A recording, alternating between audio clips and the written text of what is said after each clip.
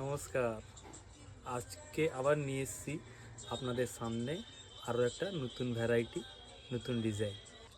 আজকের ভ্যারাইটিটা হচ্ছে কাতান সিল্কের উপরে। কাতান সিল্কের উপরে নতুন ডিজাইন, একদম নতুন লেটেস্ট কালারের সাথে, একদম লেটেস্ট ডিজাইন। শুধু কালারটা দেখুন, কত সুন্দর সুন্দর কালার আছে কাতান সিল্কের উপর। দারুণ দারুণ কালার, একদম নতুন ডিজাইন,